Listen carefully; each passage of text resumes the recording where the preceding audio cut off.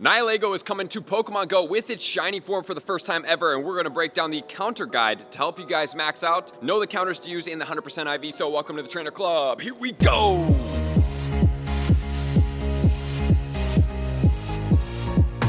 Nihilego hitting the raid boss battles, bringing its shiny debut to Pokemon Go for the first time ever. Instead of it having like a blue hue to the jellyfish, it is going to have a gold hue. I'm so excited about this shiny. I absolutely love it. And Nihilego is actually a pretty good Pokemon, which we will break down if it's going to be worth your time, energy, and resources to max this Pokemon out and where it does sit in Pokemon Go overall. So this Pokemon is blessing raid battles from Thursday the 15th at 10 a.m. all the way until the 29th at 10 a.m., which is Thursday, for a grand total of 2 weeks that is going to accompany 2 raid hours as well. The raid hours are going to go down on the 21st as well as the 28th, and then on the 29th, that's going to be Thursday, where it goes and changes over. Okay, so I just want to make sure that we guys do know about this topic. It's not actually proven, but it's something that I have seen. If you guys do want to see the video, I completely explain all of it up here, where I talk about when Pokemon are out for more than a week. Not always, but sometimes we see a little bit less of shiny odds. So I just want to point that out for you guys, that just be patient. You know, you have 2 weeks, you can use your daily free passes, you can get after it just to make sure that we're on the same page here for everything in Pokemon Go. Okay, so Nihilego is going to be a rock and a poison type Pokemon. It maxes out at 4465, and as far as its weaknesses go, it does have a double weakness, and that's going to be to ground. And I think you guys do know that there are some really powerful ground type Pokemon out there that we are going to use to help take down Nihilego fast. And then it has single weakness to water, steel, and psychic.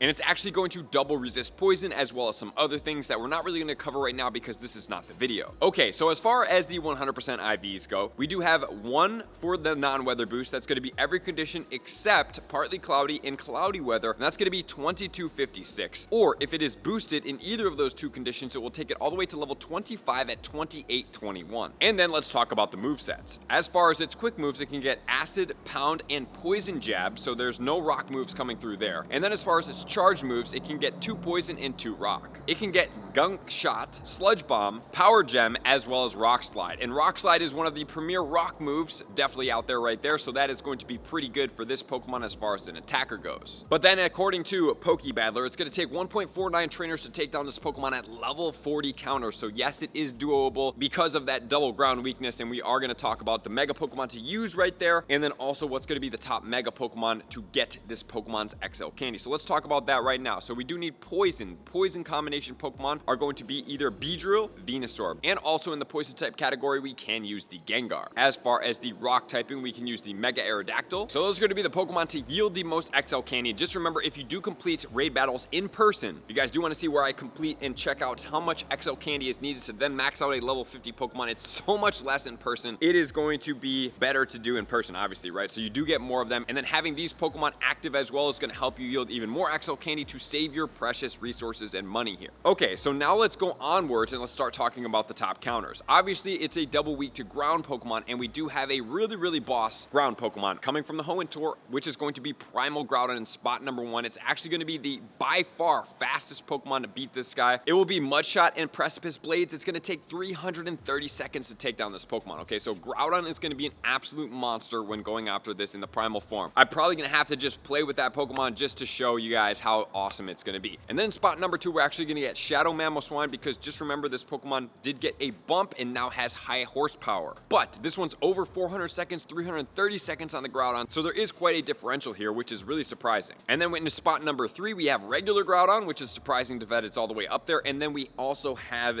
the Excadrill coming in next. Excadrill with the Mud Slap and Drill Run combination. That is a budget counter, very easy to acquire, and it's a very strong Pokemon in here. So this would be the #1 recommended budget counter that we do have. Obviously, the legendary Pokemon are going to be Pokemon that are going to take premium XL candy, which is bought for, basically. In spot number 5, we have Shadow Golurk with Mud Slap and Earth Power. And then in spot number 6, we are going to have Mega Swampert with the Earthquake. That's not going to be the best placing for this Mega Swampert, but it is option, and then it does have Mud Shot. In spot number 7, we are going to have a Mamoswine regular form, so another budget counter without taking the Premier XL and Stardust, costed to max out a Shadow Pokemon with the moveset combination of Mud Slap and High Horsepower. And then we're going to have Mud Shot and Earth Power being the Comde move on the Garchomp. Can't wait to see when we do get that Mega. And then we have the Shadow Shadow Golem, Mud Slap, Earthquake, followed by the Rhyperior with Mud Slap and Earthquake. So we've had a bunch of budget counters out there, including the Garchomp because it has had a Calm Day in the past, and then obviously we do have this Rhyperior coming in there, and then we also have the Mamoswine and the Excadrill. So plenty of budget counters. If you guys do want to keep going down on the list, you can go over here, but it's not necessary. Okay, so now let's switch over into the weather conditions that's going to affect this Pokemon. So number one condition is going to be the partly cloudy weather because it's going to boost the Nihilego all the way to level 25, which is going to be the most effective to be able to get this Pokemon and catch it as a level 25. Not only that, we are also looking at cloudy weather to boost the Nihilego, and that's going to boost all the poison moves. So poison and rock are getting boosted in there. As far as our counters go, sunny weather will be the absolute best place to be. Even if it is a weather boosted non-double weak weather condition, such as rainy weather to boost the water types, it's still better to use the non-weather boosted ground because of the double weakness. And we have given you plenty of them to be able to use. So guys, we have the shiny Nihilego in Pokemon Go. Good luck out there. We are going to do as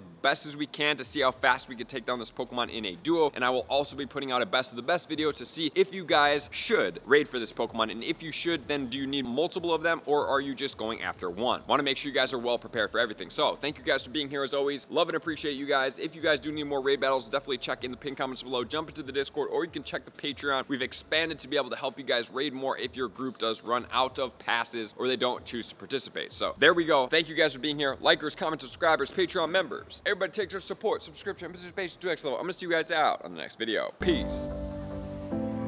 I want to take this time to thank everybody who supports me in every facet. It means the world to me, and an extra special thank you to all my Patreons. I greatly appreciate the extra support to continue to allow me to pursue Pokemon Go full time, allowing me to create my daily video uploads in the most timely fashion for everyone's benefit. Plus, I get the amazing experience of sharing my creative processes behind the scenes and raiding all around the globe with select upper tiers. Thank you everybody for being a part of the Trainer Club. You all mean the absolute world to me, and I will see you guys out on the next video.